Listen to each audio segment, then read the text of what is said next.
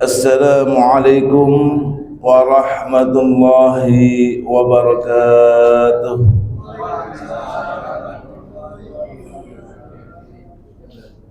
Alhamdulillahilladzi ja'ala Ramadhana syahra siyam wal maghfirah.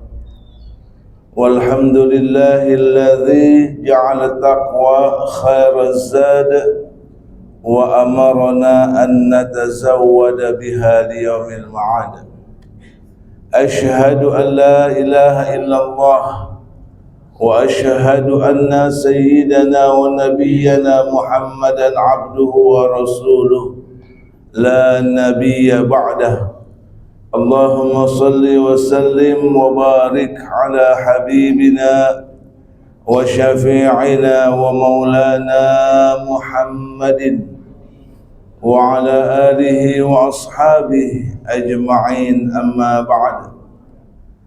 Faqad qala Allah Ta'ala fil Qur'anil Karim, a'udzu billahi minasy syaithanir rajim. Bismillahirrahmanirrahim.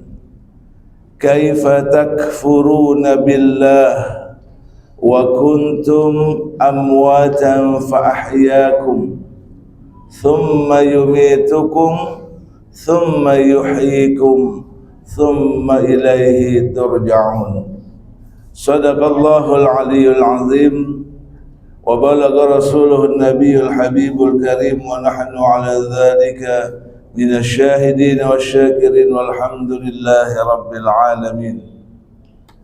Alhamdulillah, kita panjatkan puji syukur kehadirat Allah Subhanahu wa taala atas seluruh nikmah, rahmah, hidayah, taufik dan inayah yang Allah berikan kepada kita, wabil khusus sampai hari ini di minggu-minggu terakhir bulan suci Ramadan. Kita masih diberikan nikmat sehat wal afiah, masih diberikan izin dan kemampuan untuk hadir di rumah Allah yang mulia ini. Kita masih diberikan kemampuan untuk melaksanakan shaim, menjadi orang yang sedang menunaikan puasa di bulan suci Ramadan. Tentunya suatu hal yang sangat menggembirakan buat kita.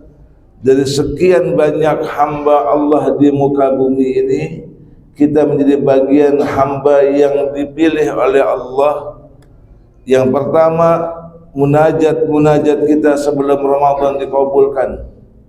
Kita seringkali berdoa kepada Allah, Allahumma barik lana fi Rajab wa Sya'ban wa ballighna Ramadan. Kurang lebih begitu, betul Pak? Ya Pak? Bu, ada ibu-ibunya Pak?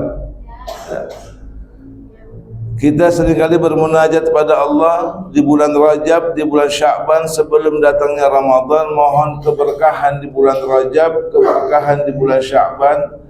Bahkan kita meminta kepada Allah agar usia kita dipertemukan dengan bulan suci Ramadan. Hari ini menjadi sebuah bukti bahwa Allah mengabulkan permohonan kita. Bahkan sampai di minggu-minggu terakhir Ramadan, Allah masih memberikan kita kemampuan menunaikan berbagai macam ibadah termasuk saum kita. Tentunya kita berharap semoga Allah terima amal ibadah kita semua, baik yang wajib maupun yang sunnah, dan semoga amal ibadah yang kita tunaikan ini yang tidak seberapa nilainya dengan nikmat Allah yang maha besar menjadi sebuah jalan Allah memberikan keridhaan kepada kita. Amin ya rabbal alamin. Salawat dan salam kepada baginda Nabi besar Muhammad sallallahu alaihi wasallam, pada para keluarganya, para sahabatnya, dan tentunya kepada seluruh umatnya termasuk kita semua yang hadir. Semoga menjadi bagian umat yang selalu dapat bersolawat kepada baginda Rasulullah, selalu umat yang dapat menunaikan sunnah-sunnah baginda Rasulullah, dan menjadi umat pilihan yang kelak nanti di yaumil akhirah mendapatkan syafaatul uzmah dari baginda Rasulullah atas izin Allah. Dan tidak hanya sampai di situ, kita menjadi umat yang dapat dipertemukan langsung dengan baginda Rasulullah sallallahu alaihi wasallam yang merupakan kerinduan kita untuk selalu dapat berjumpa dengan baginda Rasul. Pak, sahabat-sahabat Rasul enggak pernah mau pisah dengan Rasul. Bu, sahabat Rasul enggak pernah mau pisah dengan Rasul. Bahkan ketika Rasul pun wafat, Sayyidina Umar ibn Khattab radhiyallahu an langsung menghunuskan pedangnya sambil berbicara, siapa yang menyatakan Rasul mati wafat, maka akan aku tebas kepalanya. Menunjukkan bahwa Sayyidina Umar ibn Khattab ingin selalu bersama dengan baginda Rasulullah. Kita umatnya yang belum pernah berjumpa dengan Rasulullah, sungguh menjadi sebuah kerinduan yang besar. Dan bahkan kerinduan itu akan menjadi sebuah kebahagiaan yang begitu lebih besar lagi ketika kita nanti di yaumil akhirah bisa bersua langsung, bertatap langsung dengan Rasulullah, bisa melihat senyumnya Rasulullah langsung yang kita lihat, dan bisa langsung berdekat dengan Rasulullah sallallahu alaihi wasallam. Mau Pak? Mau Bu? Bu, mau ketemu Rasul? Mau duluan mau belakangan? InsyaAllah kita semua nanti di yaumil akhirah menjadi umat yang senantiasa dipertemukan dengan baginda Rasulullah. Amin ya rabbal alamin. Bapak Ibu sekalian, berbicara Ramadan tentunya begitu banyak kajian Ramadan, begitu luas kajian Ramadan, atau bahkan jika dihitung hari, dihitung jam enggak akan cukup. Jika Ramadan dibuat kajian kultum ataupun kajian harian atau bahkan kajian mingguan, karena begitu dahsyatnya. Walaupun Ramadan tidak dimasukkan oleh dalam Al-Quran menjadi bulan-bulan yang diharamkan, sebagaimana Allah sampaikan dalam surah At-Taubah, Inna iddatash shuhuri 'inda Allahi 12 syahra fi kitabillah khalaqas samawati wal arba'atun hurum. Sesungguhnya ketika Allah menciptakan langit dan bumi ini, Allah ciptakan dalam satu hitungan 1 tahun terdapat ada 12 bulan. Yang dari 12 bulan itu ada 4 bulan yang diharamkan oleh Allah, yang dihurumkan oleh Allah. Apa 4 bulan itu? Yaitu bulan Muharram, bulan Rajab, Zulqa'dah dan Zulhijjah. Ramadan tidak masuk pada 4 bulan itu. Tetapi bulan Ramadan walaupun tidak masuk dalam ke-4 bulan tadi, tidak mengurangi nilai kemuliaan Ramadan. Bahkan Ramadan memiliki kemuliaan yang lebih besar lagi dari 4 bulan yang telah Allah sampaikan dalam surah Taubah 36 tadi. Kenapa? Karena khususnya Ramadan ini adalah sebuah tamu yang Allah persiapkan untuk umat daripada kekasihnya Allah Subhanahu wa taala, yakni untuk umat baginda Nabi besar Muhammad sallallahu alaihi wasallam, yang di dalam Ramadan itu semua Allah berikan begitu banyak fasilitas. Dan jikalau umat baginda Rasulullah, jikalau kita semua memahami Ramadan, dalam kitab Durratun Nasin dikatakan, "Lau ta'lamu ma fi Ramadan la tamannau an takuna as-sanatu kulluha Ramadan." Lau ta'lamun, andaikan kamu sekalian memahami ma fi Ramadan, apa saja yang terkandung dalam bulan Ramadan, la tamannau, maka lamnya disebut lam taukid disertai dengan nun taukid diakhirkan. Ini menunjukkan makna bahwa kesungguhan, keinginan yang besar, harapan yang ingin diwujudkan, la tamannau an takuna sanatu kulluha Ramadan, maka pasti kita selalu minta kepada Allah, keinginan kita diwujudkan oleh Allah. 1 tahun ini isinya hanya bulan Ramadan, Pak. Hanya bulan Ramadan, Bu. Kenapa? Karena begitu banyaknya fasilitas di bulan Ramadan. Sekurang-kurangnya yang pertama apa? Syahrul maghfirah. Allah berikan ampunan. Man shama ramadhana imanan wa ihtisaban ghufira lahu ma taqaddama min dzambihi, rawahu Bukhari wa Muslim. Kata Rasulullah, barang siapa yang berpuasa di bulan Ramadan di waktu siang hari, imanan wahtisaban, didasarkan pada keimanan kepada Allah dan mengharap ridha Allah Subhanahu wa taala, ghufira. Maknanya ghufira fi'il madhi, Pak. Bukan yukfaru. Tapi ghufira makna fi'il madhi adalah bentuk kalimat lampau. Arti kalau bentuk kalimat lampau menunjukkan jika sebuah peristiwa terjadi bentuk lampau, maka peristiwa itu sudah terjadi apa belum, Pak? Pak, kalau peristiwa itu sudah terjadi, atau kejadiannya di 2 hari yang lalu, 3 hari yang lalu, atau bahkan mungkin 1 tahun yang lalu, maka menunjukkan bahwa peristiwa itu terjadi apa tidak, Pak? Kalau menunjukkan bahwa peristiwa itu terjadi, maka menunjukkan sebuah kepastian atau tidak, Pak? Kepastian. Kalimat ghufira adalah fi'il madhi yang menunjukkan makna fi'il madhi, masa yang lampau, yang maknanya adalah pasti diampuni oleh Allah Subhanahu wa taala. Qad ghufira lahu ma qaddama min dzambik, maka seluruh dosa-dosa kita 1 tahun penuh yang lalu pasti diampuni oleh Allah Subhanahu wa taala. Semoga saum kita Allah berikan sebuah jalan kita mendapatkan ampunan Allah Subhanahu wa taala. Amin ya rabbal. Kemudian tidak hanya sampai di situ, pada hadis yang lain, redaksi yang berbeda sedikit, man qama ramadanan imanan wa ihtisaban ghufira lahu ma taqaddama min dzambi.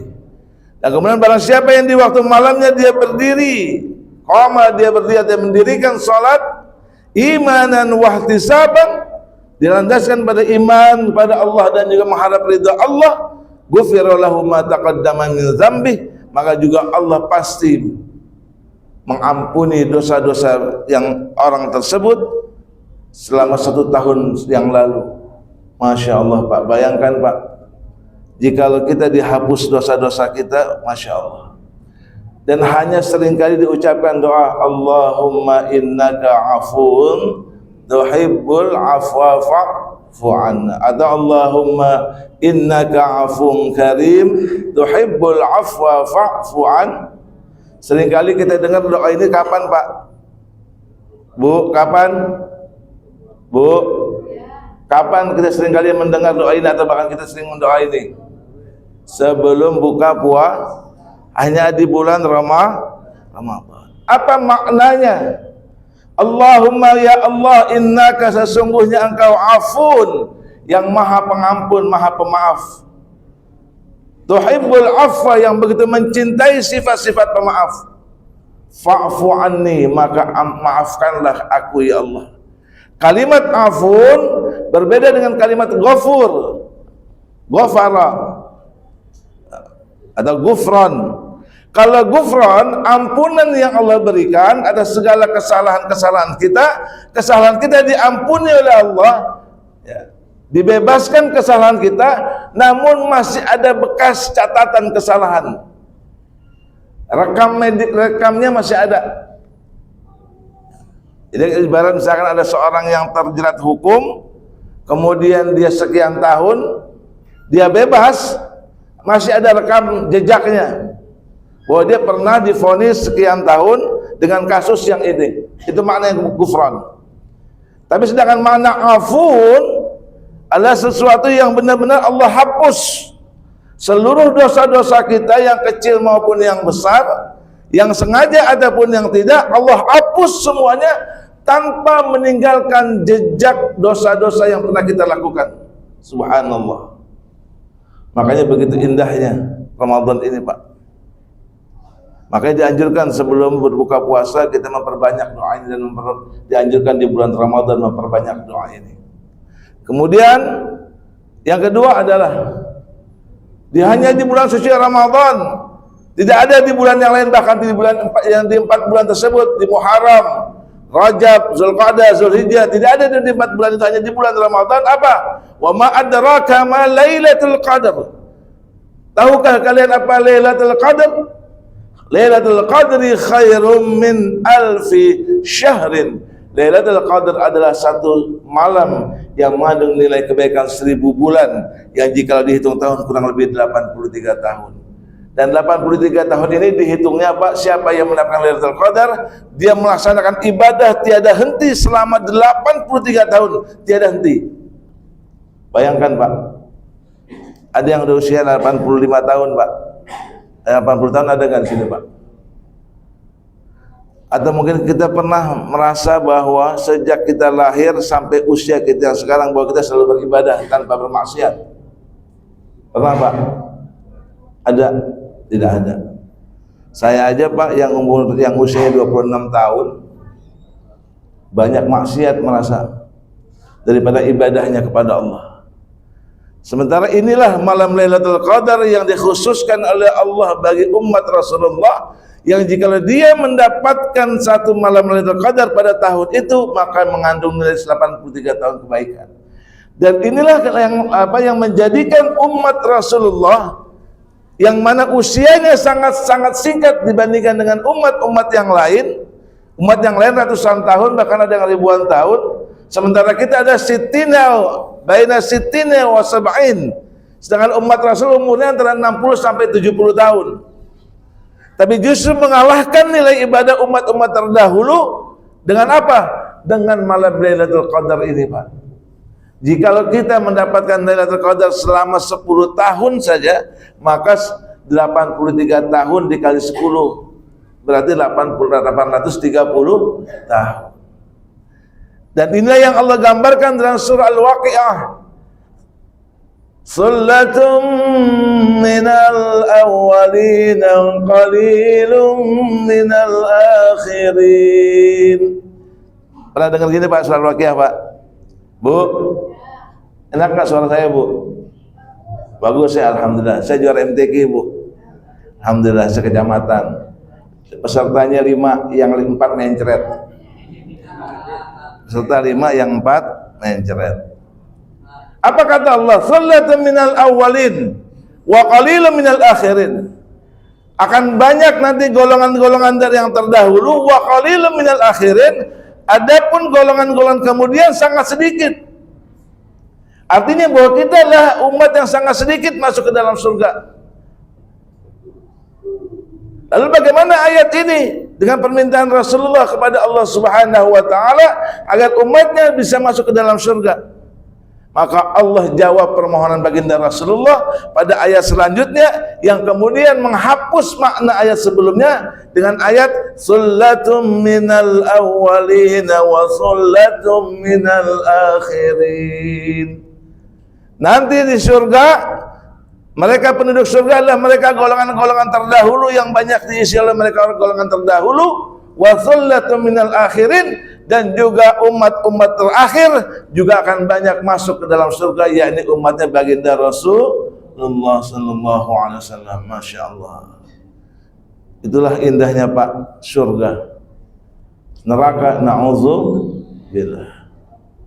Jadi kalau udah ahli ibadah, apalagi ahli masjid, Masya Allah. Ada sebuah peristiwa Bu di kampung saya Pak. Ada kuburan yang direlokasi mau untuk pelebaran jalan. Setelah dibongkar ternyata jenazahnya masih utuh, masih bersih kain kafannya. Sementara sudah ketika dicatat terlihat sudah 32 tahun jenazah itu di dalam makam, tapi kondisinya masih utuh. Kemudian ditanya kepada para tokoh di sekitar, ternyata orang ini adalah orang ahli ibadah, ahli masjid. Dia setiap apa yang Allah perintahkan selalu jalankan, dan setiap sholat berkumandang atau azan berkumandang senantiasa segera datang ke masjid. Dijaga oleh Allah jasadnya. Dibongkar lagi, ada lagi yang utuh juga. Ternyata semasa hidupnya dia ini adalah seorang hafiz Quran. Bu, Pak, usahakan kalau bisa keturunan kita menjadi keturunan yang ahli Quran. Kalaupun kita belum bisa ahli Quran, belum bisa pandai membaca Quran, belum bisa memahami Quran secara mendalam, usahakan dari keturunan kita, anak cucu kita bisa salah satu di antara mereka menjadi ahli Quran. Karena ahli Quran itu Masya Allah nanti akan memasangkan mahkota kepada orang tuanya di yaumil akhirah, yang mahkota itu cahayanya melebihi cahaya matahari. Nah yang ketiga adalah dibongkar lagi, ada makam ibu-ibu masih utuh, ini lebih lama lagi, 45 tahun. Ternyata setelah ditanya kesepuhan tersebut, ibu-ibu ini ternyata semasa hidupnya ada seorang istri pertama. Istri pertama. Tenang dulu Bu, belum selesai nih Bu. Dia istri pertama dipoligami oleh suaminya dengan ikhlas. Khoknya itu benar-benar khok, ikhlas. Bahkan dia mencarikan istri keduanya untuk suaminya oleh dirinya. Saking begitu dia menghormati nilai-nilai yang ada dalam Al-Quranul Karim, makanya Allah jaga. Ibu, mau Bu begitu Bu? Pak, entar tanya istrinya, Mami, kata Ustadz ada seorang ibu yang meninggal jasadnya masih utuh karena dipoligami dengan ikhlas. Mami nanti kalau mati jasadnya mau utuh apa mau busuk? Jawab busuk aja Bang mendingan. Ya, jadi ini menunjukkan bahwa setiap kemuliaan yang berkaitan taat kita kepada Allah, maka Allah tidak akan pernah sia-siakan, baik dalam kehidupan kita di dunia maupun apalagi nanti kelak di yaumil akhirah. Oleh karenanya yuk mari, Ramadan yang sebentar lagi meninggalkan kita. Kalau para sahabat sudah pada nangis Pak. Ramadan sebentar lagi meninggalkan sudah pada nangis. Yuk kita manfaatkan sebaik mungkin. Kita manfaatkan malam qiyamul lail di asrul awakhir, di 10 hari terakhir.